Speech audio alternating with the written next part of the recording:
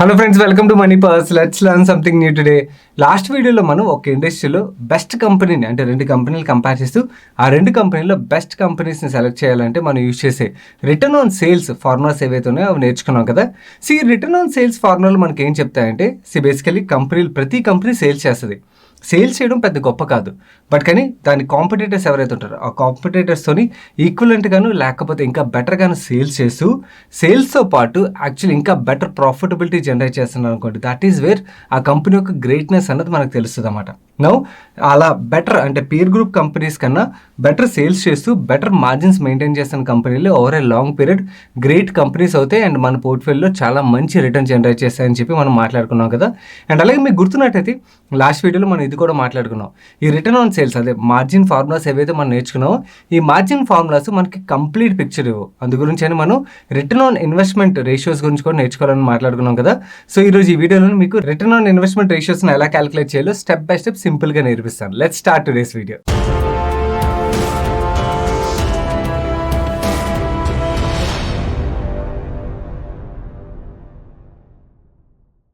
మీకు ఇప్పుడు ఈ రిటర్న్ ఆన్ ఇన్వెస్ట్మెంట్ రేషియోస్ ఏవైతే ఉంటే వాటిని ఈజీగా ఎలా క్యాలిక్యులేట్ చేయాలో ఎక్స్ప్లెయిన్ చేస్తాను. బట్ కానీ ఈ ఫార్ములాస్ చెప్పడం పెద్ద మ్యాటర్ కాదు. ఫార్ములాస్ చెప్పడం చాలా ఈజీ. ఎవరైనా మీరు ఈవెన్ గూగుల్ చేసినా కూడా మీకు ఫార్ములాస్ దొరికేస్తాయి. ఫార్ములాల కన్నా ఇంపార్టెంట్ మనం ఈ రిటర్న్ రేషియోస్ ఎందుకు క్యాలిక్యులేట్ చేయాలని తెలుసుకోవడం చాలా ఇంపార్టెంట్ అనమాట.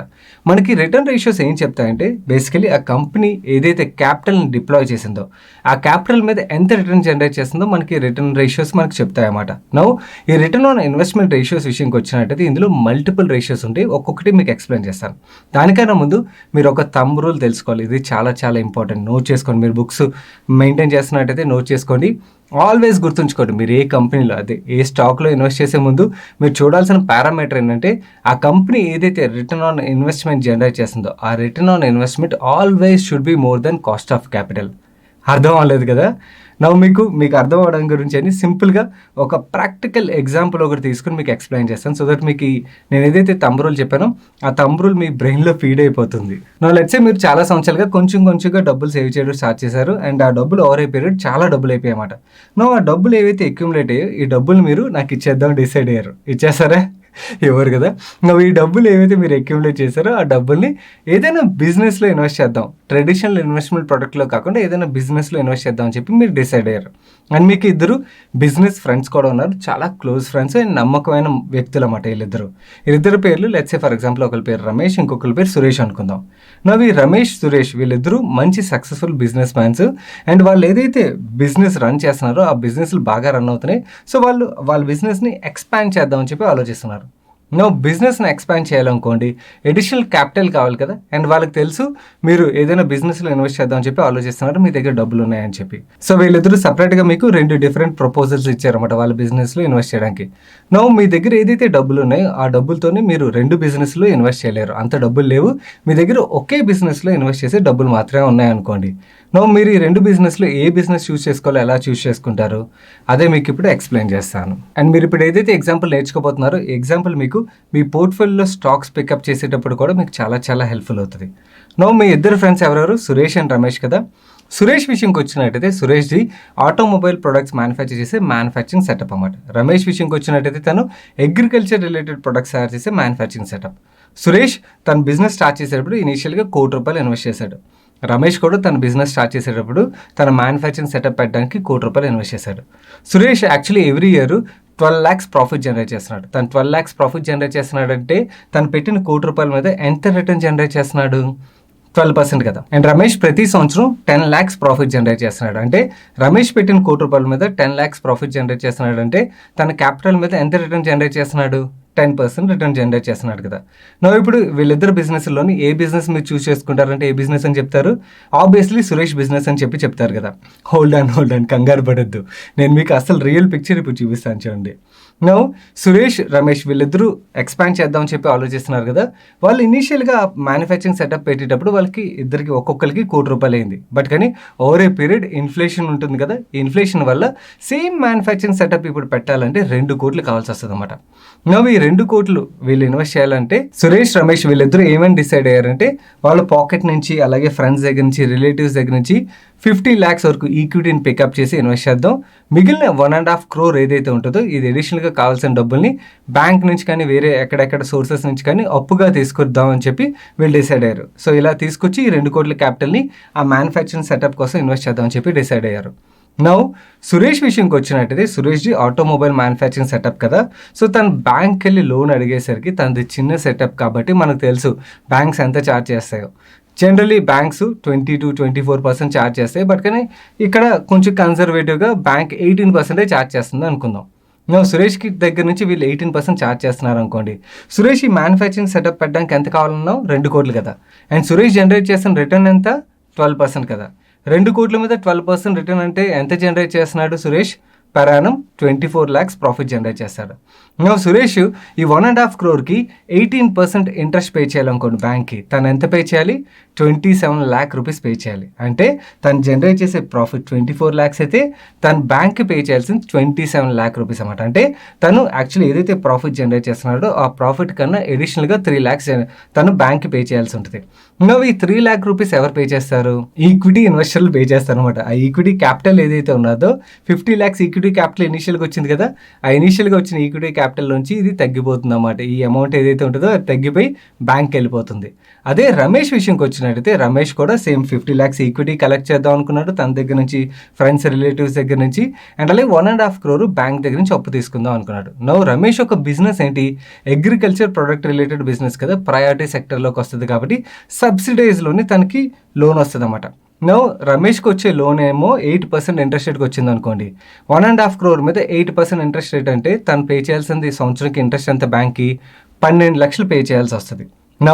రమేష్ ఎంత రిటర్న్ జనరేట్ చేస్తున్నాడు? 1 కోటి రూపాయల మీద 10% కదా. 2 కోట్ల మీద సేమ్ 10% జనరేట్ చేసినట్టయితే రమేష్ ఎంత ప్రాఫిట్ జనరేట్ చేస్తాడు? 20 lakhs ప్రాఫిట్ జనరేట్ చేస్తాడు కదా. ఈ 20 lakhs నుంచి బ్యాంక్ పే చేయాల్సింది ఎంత? 12 lakhs కాబట్టి ఆ 12 lakhs పే చేసినా కూడా తను 8 lakhs ప్రాఫిట్ జనరేట్ చేస్తాడు అన్నమాట.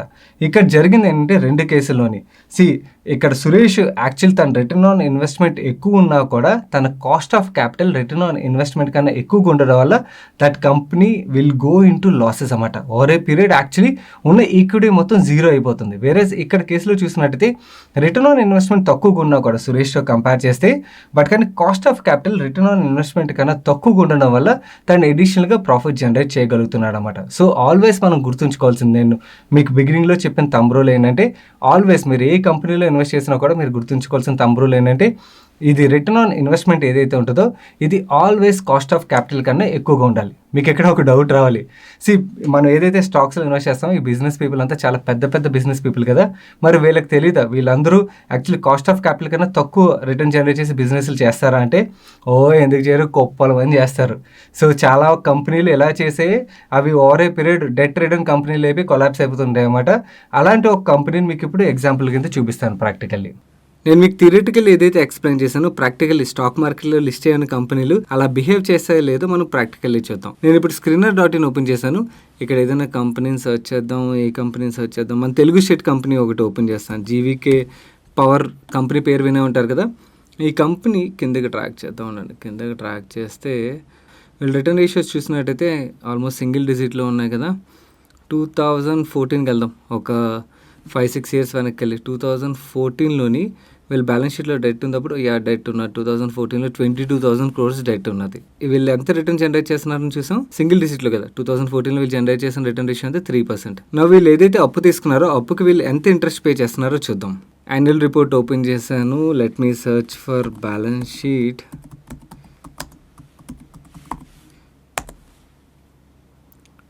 ఫిఫ్టీ పేజ్లో ఉన్నది. డైరెక్ట్గా మిమ్మల్ని 50th పేజ్కి తీసుకెళ్ళిపోతాను.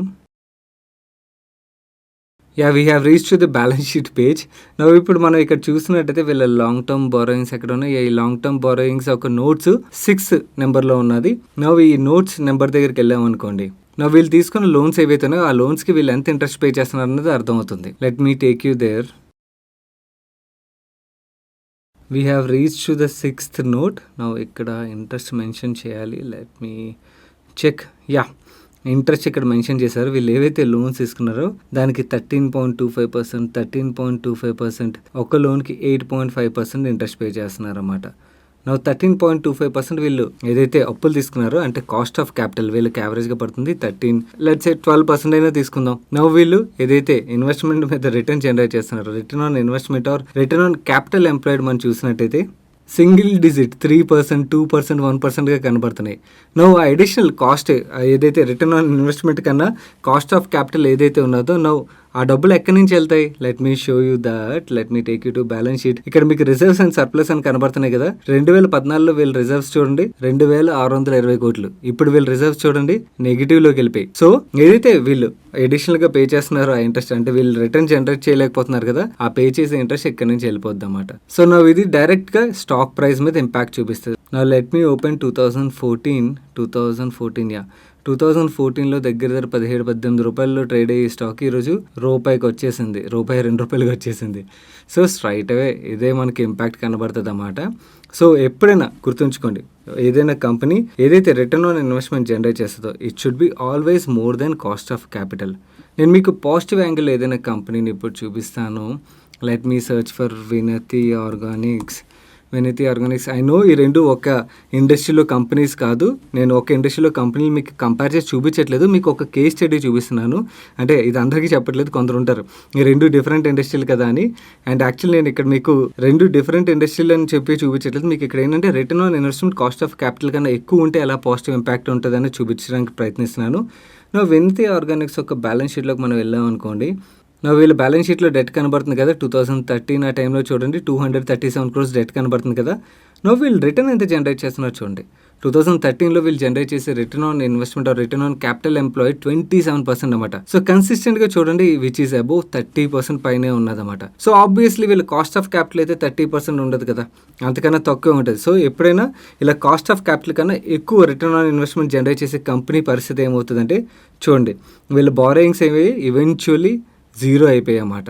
అండ్ అలాగే వీళ్ళ రిజర్వ్స్ చూడండి ఈవెన్చువల్లీ రిజర్వ్స్ పెరిగాయి. వేరేస్ జీవీకే ఒక రిజర్వ్స్ మనం చూసాం కదా, గ్రాడ్యువల్లీ రిజర్వ్స్ అనేవి తగ్గిపోయాయి అన్నమాట. సో ఇది చాలా చాలా ఇంపార్టెంట్ ఫ్యాక్టర్. మీరు ఏదైనా స్టాక్ లో ఇన్వెస్ట్ చేసేటప్పుడు మర్చిపోకుండా చెక్ చేయాల్సిన ఫ్యాక్టర్ ఇది. సో మీకు ఇప్పుడు మీరు ఇన్వెస్ట్ చేసే ఏదైనా స్టాక్ ఒక return on investment cost of capital కన్నా ఎందుకు ఎక్కువగా ఉండాలో ప్రాక్టికల్లీ అర్థమైపోయింది కదా. నో ఈ రిటర్న్ ఆన్ ఇన్వెస్ట్మెంట్ విషయంకి వచ్చినట్టయితే దేర్ ఆర్ డిఫరెంట్ రేషియోస్. ఇందులో ముందుగా వచ్చేది రిటర్న్ ఆన్ ఈక్విటీ రేషియో అన్నమాట. ఈ రిటర్న్ ఆన్ ఈక్విటీ రేషియో ఒక క్యాలిక్యులేషన్ ఎలా ఉంటుందో మీకు ఇప్పుడు ఎక్స్ప్లెయిన్ చేస్తాను. దానికన్నా ముందు స్మాల్ రిమైండర్, ఇప్పటివరకు వీడియోని లైక్ చేయనట్టయితే వీడియోని తప్పకుండా లైక్ చేయండి. అండ్ ఇలాంటి వీడియోని ఎంకరేజ్ చేయడానికి ఈ వీడియో మొత్తం చూసిన తర్వాత మీ ఫ్రెండ్స్ అండ్ ఫ్యామిలీ మెంబర్స్కి తప్పకుండా షేర్ చేయండి. అండ్ అలాగే మీరు ఇదే ఫస్ట్ టైం మన మనీ పర్స్ ఛానల్కి వచ్చి ఛానల్ సబ్స్క్రైబ్ చేయనట్టయితే కింద రెడ్ కలర్లో ఉన్న ఛానల్ సబ్స్క్రైబ్ బటన్ మీద క్లిక్ చేసి ఛానల్ సబ్స్క్రైబ్ చేస్తూ పక్కన ఉన్న బెల్ ఐకాన్లోని ఆల్ నోటిఫికేషన్స్ యాక్టివేట్ చేసుకోండి. ఇప్పుడు రిటర్న్ ఆన్ ఈక్విటీ ఎలా క్యాలిక్యులేట్ చేయాలి దాని ఫార్ములా అవి మీకు ఇప్పుడు ఎక్స్ప్లెయిన్ చేస్తాను. ఈ రిటర్న్ ఆన్ ఈక్విటీ క్యాలిక్యులేషన్ మనం చేయాలంటే ఆ కంపెనీ యొక్క ఈక్విటీ క్యాపిటల్ బేస్ ఎంత ఉన్నదో మనం చూడాలన్నమాట. బేసికల్ మీకు గుర్తున్నట్టయితే మన బ్యాలెన్స్ షీట్ వీడియో ఏదైతే ఉన్నదో ఆ వీడియోలో క్లియర్గా మన కంపెనీ యొక్క ఈక్విటీ ఎలా చూడాలన్నది నేర్పించాను. బట్ కానీ మీకు గుర్తులేనట్టయితే మళ్ళీ ఎక్స్ప్లెయిన్ చేస్తాను చూడండి. ఈక్విటీ విషయంకి వచ్చినట్టయితే ఈక్విటీలోని మనకి 3 కాంపోనెంట్స్ ఉంటాయి. ఒకటి ఈక్విటీ షేర్ క్యాపిటల్ ఏదైతే ఉంటుందో అది, అండ్ అలాగే company over a period profits generate చేస్తుంది కదా, జనరేట్ చేసిన ప్రాఫిట్ మొత్తం షేర్ హోల్డర్స్కి పంచిపెట్టేది కదా, దాన్ని పక్కకు ఉంచుతారు. ఆ పక్కకు ఉంచిన డబ్బులు రిజర్వ్స్ అండ్ సర్ప్లస్లో యాడ్ చేస్తుంటారు అనమాట. అండ్ ఈ ప్రిఫర్డ్ ఈక్విటీ కూడా మనం యాడ్ చేయాల్సి ఉంటుంది. ఈ ప్రిఫర్డ్ ఈక్విటీని ఇగ్నోర్ చేసేద్దాం, ఎందుకంటే బికాస్ చాలా వరకు లిస్టెడ్ ఈక్విటీ కంపెనీలు ఏవైతే ఉంటాయో వాటిలో మనకి ప్రిఫర్డ్ ఈక్విటీ కాంపోనెంట్ పెద్దగా కనబడదు. అందుగురించి దీన్ని కొంతవరకు ఇగ్నోర్ చేసేద్దాం టెంపరీగా. మనవి 3 components equity share capital, reserves and surplus and అలాగే ప్రిఫర్డ్ ఈక్విటీ, ఈ మూడింటిని యాడ్ చేసి కంపెనీ యొక్క ఈక్విటీ బేస్ మనకు తెలుస్తుంది. మనం యాజ్ ఆఫ్ నో ప్రిఫర్డ్ ఈక్విటీని ఇగ్నోర్ చేద్దాం అనుకున్నాం కాబట్టి ఈ రెండింటిని యాడ్ చేద్దాం. లెట్స్ సే ఫర్ ఎగ్జాంపుల్ ఏదైనా కంపెనీకి equity share capital base 2 crores ఉన్నది అనుకుందాం. అండ్ ఆ company over a period profits ఏవైతే జనరేట్ చేసిందో ఆ జనరేట్ చేసిన ప్రాఫిట్లోని ఎక్సెస్ డబ్బులు ఏవైతే ఉంటాయో వాటిని రిజర్వ్స్ రూపంలో వీళ్ళు అక్యుములేట్ చేస్తూ వచ్చారన్నమాట. సో ఆ కంపెనీ యొక్క టోటల్ ఈక్విటీలోని మనకి రిజర్వ్స్ అండ్ సర్ప్లస్ 4 crores ఉన్నది అనుకోండి. నువ్వు ఆ కంపెనీ యొక్క యొక్క టోటల్ ఈక్విటీ బేస్ ఎంత అవుతుంది, 6 crores అవుతుంది కదా, రైట్. నవ్ ఈ రిటర్న్ ఆన్ ఈక్విటీ ఫార్ములా మనం చూసినట్టయితే కంపెనీ యొక్క ప్రాఫిట్ ఆఫ్టర్ ట్యాక్స్ నెంబర్ ఏదైతే ఉంటుందో దాన్ని టోటల్ ఈక్విటీతో డివైడ్ చేస్తే మనకి రిటర్న్ ఆన్ ఈక్విటీ క్యాలిక్యులేషన్ మనం ఈజీగా చేయొచ్చు అన్నమాట. అది ఎలాగో మీకు ఇప్పుడు క్యాలిక్యులేషన్ చేసి చూపిస్తాను. అండ్ మీకు గుర్తున్నట్టయితే లాస్ట్ వీడియోలో మనం ఒక కంపెనీ ఒక ఎగ్జాంపుల్ P&L స్టేట్మెంట్ ఎగ్జాంపుల్ కింద తీసుకున్నాం కదా. అండ్ ఒక చిన్న మిస్టేక్ జరిగింది లాస్ట్ వీడియోలోని. బేసికల్ నేను ఎక్సెల్ షీట్ లోని డిప్రిసియేషన్ అండ్ అమోర్టైజేషన్ ఒక నెంబర్స్ మార్చి వాటిని యాక్చువల్లీ ఇందులో పీపీటీలో చేంజ్ చేయడం మర్చిపోయాను. దానివల్ల మీకు పర్సంటేజ్ లో కొంచెం తేడా వచ్చింది. దాన్ని ఎడిట్ చేసిన తర్వాత ఎడిట్ చేసేసాను అనుకోండి. బట్ స్టిల్ ఎవరైతే ఎడిట్ చేయకముందు చూసారో వాళ్ళ గురించి చెప్తున్నాను. సో మీకు ఏదైతే క్యాలిక్యులేషన్ నేర్పించానో క్యాలిక్యులేషన్ ఒక ఫార్మాట్ కరెక్టే, ఓన్లీ ఆ పర్సంటేజ్ నేను యాక్చువల్లీ ఎక్సెల్ ఇక్కడ అప్డేట్ చేయకపోవడం వల్ల ఆ పర్సంటేజ్ నెంబర్స్ లో మీకు డిఫరెన్స్ అన్నది కనబడింది. నువ్వు ఈ రిటర్న్ ఆన్ ఈక్విటీ ఫార్ములా విషయంకి వచ్చినట్టయితే మనం ఏమనుకున్నాం, కంపెనీ యొక్క ప్రాఫిట్ ఆఫ్టర్ ట్యాక్స్ నెంబర్ ఏదైతే ఉంటుందో, అంటే ఇక్కడ మన ఎగ్జాంపుల్ లోని కంపెనీ యొక్క ప్రాఫిట్ ఆఫ్టర్ ట్యాక్స్ నెంబర్ ఏది 1,95,64,000 ఉంది కదా. దీన్ని మన టోటల్ ఈక్విటీ ఎంత అనుకున్నాం, ఎగ్జాంపుల్ లో కంపెనీది 6 crores అనుకున్నాం కదా. ఆ 6 crores తో డివైడ్ చేస్తే మనకి ఈ కంపెనీ యొక్క రిటర్న్ ఆన్ ఈక్విటీ వస్తుంది అన్నమాట. నౌ ఈ కంపెనీ యొక్క రిటర్న్ ఆన్ ఈక్విటీ 32.61%. నౌ ఈ రిటర్న్ ఆన్ ఈక్విటీ గురించి మీకు చెప్పేటప్పుడు ఒక ఇంపార్టెంట్ పాయింట్ చెప్పాలి. చాలా మంది ప్రమోటర్స్ కూడా తెలుసు, చాలా మంది ఇన్వెస్టర్లు రిటర్న్ రేషియోస్ చూసి రిటర్న్ రేషియోస్ ఆధారంగా ఇన్వెస్ట్ చేస్తారని చెప్పి. అందు గురించి ఈ రిటర్న్ ఆన్ ఈక్విటీ నెంబర్ ని బూస్ట్ చేయడం కోసం వాళ్ళు ఏం చేస్తుంటారంటే చాలా యాక్చువల్లీ మ్యాజిక్లు చేస్తుంటారు వాళ్ళ బ్యాలెన్స్ షీట్లోని. సో కంపెనీలు ఎలాంటి మ్యాజిక్లు చేస్తాయి, వాటి నుంచి మనల్ని మనం ఎలా కాపాడుకోవాలి అంటే మన కష్టపడి సంపాదించిన క్యాపిటల్ ఏదైతే ఉంటుందో ఆ క్యాపిటల్ని అలాంటి బోగస్ కంపెనీలో ఇన్వెస్ట్ చేసి కోల్పోకుండా ఉండడానికి మనం ఎలా ముందుగానే పసిగట్టాలన్న కొన్ని ఎగ్జాంపుల్స్ మీకు తీసుకుని ఎక్స్ప్లెయిన్ చేస్తాను. ఈ వీడియోలో ఇది చాలా ఇంపార్టెంట్ పార్ట్, కేర్ఫుల్ గా వినండి. నా మీకు ఎగ్జాంపుల్ కింద 2 కంపెనీల యొక్క క్యాపిటల్ స్ట్రక్చర్ తీసుకుని ఫ్రాడ్ కంపెనీస్ ఏవైతే ఉంటాయి అంటే ఫ్రాడ్ మేనేజ్మెంట్స్ యాక్చువల్ వాళ్ళ రిటర్న్ ఆన్ ఈక్విటీని బూస్ట్ చేయడానికి ప్రయత్నిస్తుంటాయి కదా, వాళ్ళు ఎలా బూస్ట్ చేయడానికి ప్రయత్నిస్తారో మీకు ప్రాక్టికల్లీ ఎక్స్ప్లెయిన్ చేయడానికి ప్రయత్నిస్తాను. Now let's say company 1 capital structure చూసినట్టయితే ఈ కంపెనీ ఈక్విటీ క్యాపిటల్ 60% మెయింటైన్ చేస్తుంది అండ్ డెట్ క్యాపిటల్ 40% మెయింటైన్ చేస్తుంది అనుకోండి. అంటే ఈ కంపెనీ యొక్క టోటల్ క్యాపిటల్ మనం ఎగ్జాంపుల్ కోసం 10 కోట్లు అని తీసుకున్నట్టయితే ఈక్విటీ క్యాపిటల్ ఎంత అవుతుంది, 6 కోట్లు అవుతుంది కదా. అండ్ డెట్ క్యాపిటల్ ఎంత అవుతుంది, 4 crores అవుతుంది. నో కంపెనీ 2 ఒక క్యాపిటల్ స్ట్రక్చర్ మనం చూసినట్టయితే ఈ కంపెనీ 2 ఈక్విటీ క్యాపిటల్ 20% మెయింటైన్ చేస్తుంది, డెట్ క్యాపిటల్ 80% మెయింటైన్ చేస్తుంది. అంటే ఈ కేసులో ఈక్విటీ క్యాపిటల్ ఎంత అవుతుంది, 10 కోట్ల క్యాపిటల్ బేస్ అయితే 2 కోట్ల ఈక్విటీ అవుతుంది, 8 కోట్లు డెట్ అవుతుంది కదా. నో ఈ కంపెనీ 1 పర్ ఇయర్ 10 కోట్ల రెవెన్యూ జనరేట్ చేస్తుంది అనుకుందాం. ఈ రెవెన్యూలోంచి ఎక్స్పెన్సులు తీసేసామనుకోండి, మనం ప్రాఫిట్ అండ్ లాస్ స్టేట్మెంట్లో నేర్చుకున్నాం కదా, ఈ ఎక్స్పెన్సులు వేరియస్ అదర్ హెడ్స్ మనం నేర్చుకున్నాం. ఈ ఎక్స్పెన్సులు అన్ని తీసాక ఈ company end of the year 1,95,64,000 profit generate చేస్తుంది అనుకుందాం. అప్పుడు ఈ కంపెనీ యొక్క రిటర్న్ ఆన్ ఈక్విటీ ఎంత అవుతుంది మీరు కామెంట్ సెక్షన్ లో షేర్ చేయడానికి ప్రయత్నించండి. మీకు నేర్పించాను కదా రిటర్న్ ఆన్ ఈక్విటీ ఎలా క్యాలిక్యులేట్ చేయాలి. ప్యాట్ నెంబర్ తోనే ఆ కంపెనీ యొక్క ఈక్విటీ బేస్ ఏదైతే ఉంటుందో ఆ ఈక్విటీ బేస్ ని మనం డివైడ్ చేసినట్టయితే మనకి రిటర్న్ ఆన్ ఈక్విటీ వస్తుంది అన్నమాట. నవ్వు ఈ కంపెనీ 1 ఒక రిటర్న్ ఆన్ ఈక్విటీ మనం చూసినట్టయితే 1,95,64,000 ని 6 crores తో డివైడ్ చేస్తే మనకి 32.61% వస్తుంది అన్నమాట. అంటే ఈ కంపెనీ 1 ఒక రిటర్న్ ఆన్ ఈక్విటీ 32.61% అని మనం అర్థం చేసుకోవాలి. నా లెట్స్ సే కంపెనీ 2 విషయంకి వచ్చినట్టయితే ఈ కంపెనీ కూడా 10 కోట్ల రెవెన్యూ జనరేట్ చేస్తుంది. అండ్ ఈ 2 కంపెనీలు డెట్ ఏవైతే తీసుకున్నాయో ఈ డెట్ కి వీళ్ళు 12% ఇంట్రెస్ట్ పే చేస్తున్నారు. గుర్తుంచుకోండి, 2 కంపెనీలు 12% ఇంట్రెస్ట్ పే చేస్తున్నాయి. నో లెట్స్ సే ఈ కంపెనీ 4 crore డెట్ కి గాను 12% ఇంట్రెస్ట్ అంటే వీళ్ళు ఇంట్రెస్ట్ రూపంలో ఎంత పే చేస్తారు, 48 lakh rupees పే చేస్తారు కదా. బట్ ఈ కంపెనీ 2 విషయంకి వచ్చినట్టయితే వీళ్ళు తీసుకున్న 8 కోట్ల డెట్ కి గాను 12% ఇంట్రెస్ట్ అంటే వీళ్ళు ఎంత పే చేస్తారు, 96 lakhs ఇంట్రెస్ట్ రూపంలో వీళ్ళు పే చేస్తారు. నో ఈ కంపెనీ యొక్క టోటల్ ఎక్స్పెన్స్ అన్ని మనం తీసేస్తే ఈ కంపెనీ యొక్క ప్రాఫిట్ ఆఫ్టర్ ట్యాక్స్ నెంబర్ చూసినట్టయితే 1,63,48,000 అవుతుంది అన్నమాట. నో మన రిటర్న్ ఆన్ ఈక్విటీ ఫార్ములా ప్రకారం ఈ కంపెనీ యొక్క రిటర్న్ ఆన్ ఈక్విటీ క్యాలిక్యులేట్ చేసినట్టయితే ఈ 1,63,48,000 ని ఈ కంపెనీ యొక్క టోటల్ ఈక్విటీ ఎంత 2 crores కదా. నవ్వు ఈ 2 crores తో డివైడ్ చేస్తే మనకి ఈ కంపెనీ యొక్క రిటర్న్ ఆన్ ఈక్విటీ వస్తుంది అన్నమాట. నవ్వు ఈ కంపెనీ 2 ఒక రిటర్న్ ఆన్ ఈక్విటీ చూసినట్టయితే 81.74% వస్తుంది అన్నమాట.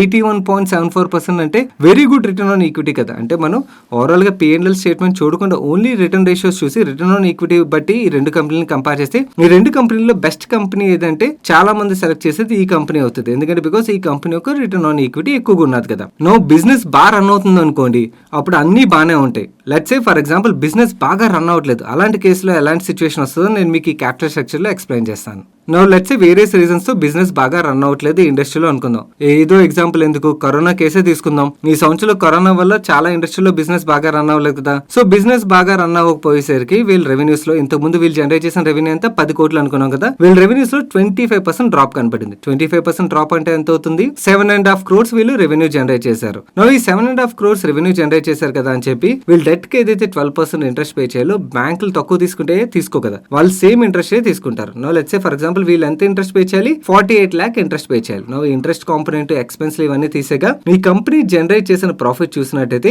28,14,000 రూపీస్ ప్రాఫిట్ జనరేట్ చేసింది ఈ కంపెనీ. బికాస్ రెవెన్యూలో డ్రాప్ ఉండడం వల్ల ఈ కంపెనీ జనరేట్ చేసిన ప్రాఫిట్ 28,14,000 కి డ్రాప్ అయిపోయింది. నవ్ ఈ సెకండ్ కంపెనీ విషయంకి వచ్చినట్టయితే ఈ సెకండ్ కంపెనీ యొక్క రెవెన్యూస్ లో కూడా 25% డ్రాప్ కనబడుతుంది. 25% డ్రాప్ అంటే 10 crores నుంచి 7.5 crores కి వీళ్ళ రెవెన్యూస్ డ్రాప్ అయ్యాయి. అండ్ వీళ్ళు ఏదైతే 12% చొప్పున ఇంట్రెస్ట్ పే చేయాలో 8 crores మీద, ఆ 12% మీద వీళ్ళు ఎంత ఇంట్రెస్ట్ పే చేయాలి, 96 lakh రూపీస్ పే చేయాలి కదా. ఈ ఇంట్రెస్ట్ కాంపోనెంట్ మనం తీసేసాం అనుకోండి, అప్పుడు యాక్చువల్లీ ఈ కంపెనీ ఇంతకుముందు ప్రాఫిట్ జనరేట్ చేసేదల్లా ఒక్కసారి లాస్ మేకింగ్ కంపెనీ అయిపోయింది. నవ్ ఈ లాస్ మేకింగ్ కంపెనీ అయిపోవడం వల్ల రిటర్న్ రేషియోస్ చూసినట్టయితే కంపెనీ వన్ ఒక రిటర్న్ ఆన్ ఈక్విటీ 4.69%, అంటే అట్లీస్ట్ సింగిల్ డిజిట్ లో అయినా పాజిటివ్ గా రిటర్న్ ఆన్ ఈక్విటీ జనరేట్ అయినట్టయితే కంపెనీ 2 యాక్చువల్లీ వీళ్ళు రిటర్న్ ఆన్ ఈక్విటీని ఎన్హాన్స్ చేద్దాం అని చెప్పి డెట్ కాంపోనెంట్ పెంచారు కదా. సో దాని వల్ల బ్యాడ్ టైమ్ లో వీళ్ళు రిటర్న్ ఆన్ ఈక్విటీ ఏమైందో చూడండి, వీళ్ళు రిటర్న్ ఆన్ ఈక్విటీ -2.01 కి పడిపోయింది అన్నమాట, అంటే నెగిటివ్ లోకి వెళ్ళిపోయింది. సో అందు గురించి అని మనం రిటర్న్ ఆన్ ఈక్విటీ చూసేటప్పుడు we have to be very very careful. మనం ఆ కంపెనీ యొక్క క్యాపిటల్ స్ట్రక్చర్ ఎలా ఉన్నదో కూడా చూడాలి. అండ్ ఇక్కడ ఒక ఎక్సెప్షన్ ఉంటుంది. ఎక్సెప్షన్ విషయంకి వచ్చినట్టయితే బ్యాంకులు ఎన్బిఎఫ్సిల విషయంకి వచ్చినట్టయితే వాళ్ళ బిజినెస్ అప్పు ఇవ్వడం కాబట్టి వాళ్ళది మనం రిటర్న్ ఆన్ ఈక్విటీ చూడాలి. వేరే అదర్ రిటర్న్ రేషియోస్ బదులు మనం రిటర్న్ ఆన్ ఈక్విటీనే ఫాలో అవ్వాలి. అదే వేరే ఇండస్ట్రీలో ఉన్న కంపెనీలు మనం అసెస్ చేసేటప్పుడు మిగిలిన రిటర్న్ రేషియోస్ కూడా ఫాలో అవడం చాలా ఇంపార్టెంట్. సో అందు గురించి మనం ఈ రిటర్న్ ఆన్ ఈక్విటీతో పాటు వేరే అదర్ రేషియోస్ కూడా చెక్ చేయాల్సి ఉంటుంది. మిగిలిన రిటర్న్ ఆన్ ఇన్వెస్ట్మెంట్ రేషియోస్ ఏవైతే ఉంటే వాటిని మీకు నెక్స్ట్ పార్ట్ లో ఎక్స్ప్లెయిన్ చేశాను. అండ్ అలాగే మీరు ఇదే ఈ మన ఛానల్లో రన్ చేసే ఎక్స్పర్ట్లెస్ స్టాక్ సెలెక్ట్ నేర్చుకోండి. అంటే ఫండమెంటల్ అనాలిసిస్ సిరీస్ లోని ఫస్ట్ వీడియో చూస్తున్నట్టయితే కంప్లీట్ సిరీస్ ఒక ప్లేలిస్ట్ మీకు ఇక్కడ ఎండ్ కార్డ్లో వస్తుంది. మీరు మొత్తం సిరీస్ని ఫాలో అయినట్టయితే మీకు ఇంకొంచెం బెటర్ నాలెడ్జ్ అనేది ఎన్హాన్స్ చేసుకోవడానికి ఉపయోగపడుతుంది. అండ్ అలాగే మీరు స్టాక్ మార్కెట్లో బిగినర్ అనుకోండి, బిగినర్స్ కోసం ఎక్స్క్లూజివ్లీ కాంప్రహెన్సివ్ స్టాక్ మార్కెట్లో ఏబిసిడీలు అని చెప్పి బేసిక్ సిరీస్ని రన్ చేశాను ఆల్రెడీ మన ఛానల్లోని. ఆ ప్లేలిస్ట్ని కూడా ఎండ్ కార్డ్లో ఉంచుతాను. మీరు ఒకవేళ బిగినర్ అయినట్టయితే ఆ ప్లేలిస్ట్ని తప్పకుండా చూడండి. అండ్ ఈ వీడియోని ఇప్పటివరకు లైక్ చేయనట్టయితే తప్పకుండా లైక్ చేయండి. అండ్ ఈ video me friends and family మెంబర్స్కి హెల్ప్ఫుల్ అవుతుందంటే వాళ్ళకి తప్పకుండా షేర్ చేయండి. అండ్ మీరు ఇదే ఫస్ట్ టైం మన మనీ పర్స్ ఛానల్కి వచ్చి ఛానల్ సబ్స్క్రైబ్ చేయనట్టయితే ఇక్కడ ఛానల్ లోగో మీద క్లిక్ చేసి ఛానల్ సబ్స్క్రైబ్ చేస్తూ పక్కన బెల్ ఐకాన్ని ఆల్ నోటిఫికేషన్స్ యాక్టివేట్ చేసుకోండి. నేను సాయి కృష్ణ పత్రి మరొక ఇంట్రెస్టింగ్ వీడియోతో కలుస్తాను. Till then bye by.